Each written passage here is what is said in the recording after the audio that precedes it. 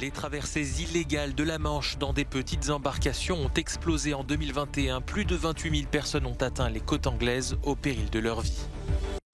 Le pass vaccinal divise les députés français. Le projet de loi qui était débattu lundi dans l'hémicycle a été suspendu dans la nuit, ce qui pourrait ralentir son adoption. La promesse s'est révélée être une arnaque. Elisabeth Holmes est condamnée pour fraude. Avec une goutte de sang, elle prétendait pouvoir réaliser des centaines d'analyses. Qui est responsable de l'attentat de l'aéroport de Kaboul en août dernier? La CIA affirme que le kamikaze était un ancien détenu libéré de prison par les talibans. Plus qu'un mois avant la cérémonie d'ouverture des Jeux Olympiques d'hiver de Pékin, les organisateurs s'activent pour les derniers préparatifs.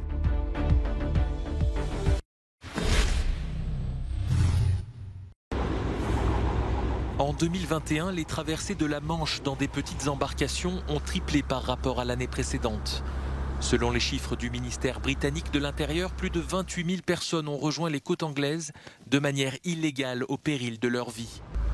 Sur le seul mois de novembre, près de 6 900 personnes ont fait la traversée malgré le danger lié à la densité du trafic, au fort courant et à la faible température de l'eau. Fin novembre, le naufrage d'une embarcation a causé la mort de 27 personnes, suscitant une grande vague d'émotions.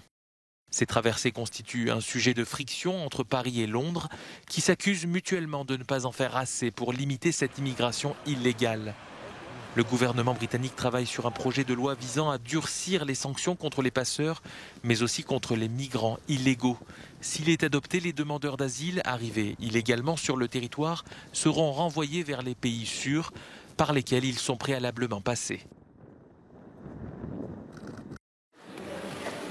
En France, la transformation du pass sanitaire en pass vaccinal ébranle l'Assemblée nationale, à tel point que l'examen du texte, qui avait lieu ce lundi, a été suspendu dans la nuit par une majorité de députés.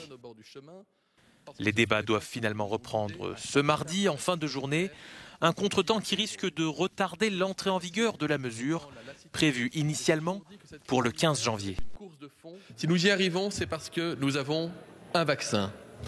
Les Français ne s'y sont pas trompés, ils seront d'ici demain 53 millions à avoir reçu au moins une première injection. Un an après cette chère Morissette qui avait reçu son injection, 53 millions. Qui eût cru il y a un an qu'un tel nombre de Français se laisseraient convaincre par la vaccination? Il faut le saluer. Le vaccin est également au cœur de la politique sanitaire au Royaume-Uni. Le Premier ministre Boris Johnson, en visite lundi dans un centre de vaccination, a appelé les Britanniques à faire leur dose de rappel pour éviter un engorgement des hôpitaux face à Omicron. Les nouvelles règles que nous appelons le plan B sont importantes, mais il faut aussi prendre ce booster. Et je pense que c'est la différence entre le Royaume-Uni et une grande partie du reste de l'Europe, voire du monde. Nous avons un très très haut niveau de vaccination maintenant et nous devons continuer très vite. Au Danemark, des recherches plus poussées sont menées pour en apprendre davantage sur l'immunité acquise grâce au vaccin. Des échantillons de sang sont prélevés auprès de personnes avant et après leur injection pour connaître également le niveau de protection en fonction des variants. Enfin, en Allemagne, chaque lundi, des marches silencieuses sont organisées pour protester contre la gestion de la crise sanitaire dans ce quartier de l'Est de Berlin. C'est un verdict rare au pays de la Silicon Valley. Elisabeth Holmes, qui promettait de révolutionner les tests sanguins avec sa start-up, a été condamnée lundi pour fraude. À l'issue de 3 mois d'un procès très médiatisé, l'ancienne PDG de Theranos a été reconnue coupable d'escroquerie envers des investisseurs. Elle risque plusieurs dizaines d'années de prison. En attendant la sentence, celle qui a été longtemps comparée à Steve Jobs reste en liberté sous caution.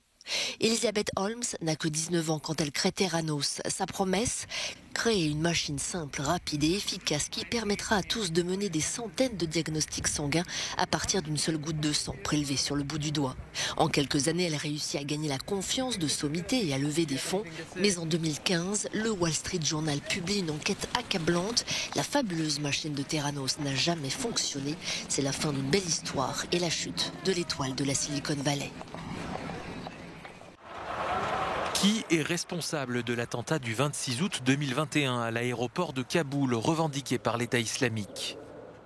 D'après la CIA, le kamikaze ayant tué près de 200 personnes, dont 13 militaires américains, était un ancien détenu de la prison de Bagram. Les services de renseignement des États-Unis affirment que le terroriste avait été libéré de prison par les talibans. Une version démentie par l'organisation islamiste qui estime que de nombreux détenus s'étaient enfuis de prison avant leur prise de pouvoir, car des surveillants avaient déserté leur poste alors que le pays était en plein chaos. Il n'a pas encore été déterminé si l'attaque a été menée par quelqu'un qui a été libéré de prison, car l'intervalle de temps entre les deux événements était trop court pour planifier l'attaque, explique ce porte-parole taliban.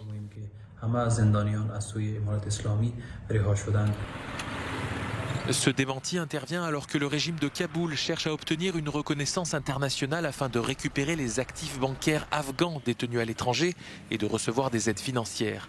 Les talibans affirment par ailleurs que les combattants de l'État islamique ne sont pas tolérés sur le territoire.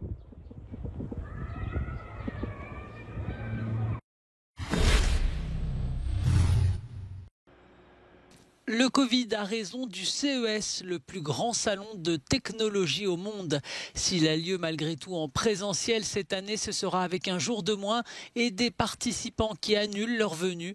Il se déroulera donc à Las Vegas du 5 au 7 janvier au lieu d'une fin prévue le 8. C'est le plus grand événement technologique de l'année et c'est généralement là que nous entendons les plus grandes annonces des plus grands noms, avec toutes ces entreprises réunies. Avec autant d'acteurs majeurs qui se retirent, le CES ne sera pas ce que nous avions espéré. Parmi ceux qui ont annulé, l'opérateur de téléphonie mobile T-Mobile, son PDG devait prononcer un discours d'ouverture. Il va limiter considérablement sa participation en personne, a-t-il dit. Le fabricant d'ordinateurs Lenovo, Twitter et la société mère de Facebook, Meta, seront absents. Le retrait des grandes entreprises du CES est très logique, car nous venons ici pour les écouter projeter ce qui va se passer pour le reste de l'année. Ainsi, les grandes entreprises viennent et font de grandes déclarations, mais nous pouvons les regarder virtuellement et ne pas perdre grand-chose. Mais le CES, à la base, est un salon professionnel où les entreprises viennent se présenter au monde. Plus de 2200 exposants ont confirmé leur venue à Las Vegas au lieu des 4500 lors de la dernière édition en présentiel. Ils devront être vaccinés et masqués.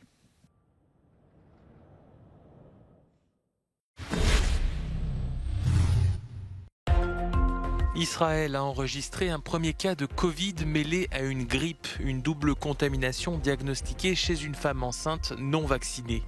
La patiente serait en bonne santé et devrait s'en remettre rapidement. Cette découverte pose des questions à l'heure où les variants sont à l'origine de nouvelles vagues, avec des risques de contamination pouvant mener à des cas graves. L'ancien président Donald Trump et ses enfants Ivanka et Donald Jr. soumet de témoigner dans le cadre d'une enquête sur une éventuelle fraude fiscale au sein de l'entreprise familiale. La procureure de New York soupçonne la Trump Organization d'avoir surestimé la valeur de certaines propriétés pour obtenir des conditions de prêt avantageuses ou en les minimisant auprès du fisc pour payer moins d'impôts. Le Danemark en route vers son objectif zéro vente de voitures thermiques à l'horizon 2030. En 2021, les ventes de voitures électriques et d'hybrides rechargeables ont dépassé les ventes de voitures diesel. En décembre, les ventes de véhicules verts représentaient 56% des achats de voitures. Un succès qui a un revers. Le Royaume ne dispose pas assez de stations de recharge. Leur multiplication est prévue cette année. À Pékin, le compte à rebours égrène les secondes, les heures et les jours avant le début des Jeux Olympiques. Plus qu'un mois avant la cérémonie d'ouverture de ces JO d'hiver. Les organisateurs peaufinent les moindres détails, répétant par exemple avec des figurants les modalités de remise des médailles. Restent de nombreuses incertitudes liées à la situation sanitaire. Les autorités assurent tout mettre en œuvre pour protéger les participants avec une stratégie du zéro Covid. Cela passe entre autres par l'obligation pour les sportifs d'être vaccinés. Des spectateurs chinois pourront assister aux épreuves et cet homme passionné des Jeux Olympiques compte bien en profiter. Je collectionne des torches, des mascottes, des fanions, des maillots, des livres, des jeux, des billets et toutes sortes de documents ayant trait aux Jeux Olympiques, dit-il. Les JO sont des événements qui me rendent heureux et avec toute cette collection, ça me donne l'impression d'y participer. Côté participants, justement, plusieurs pays, dont les États-Unis, le Canada et la Grande-Bretagne, ont indiqué qu'ils n'enverraient aucun représentant officiel. Un boycott diplomatique pour dénoncer les atteintes aux droits de l'homme, visant notamment la minorité ouïghour.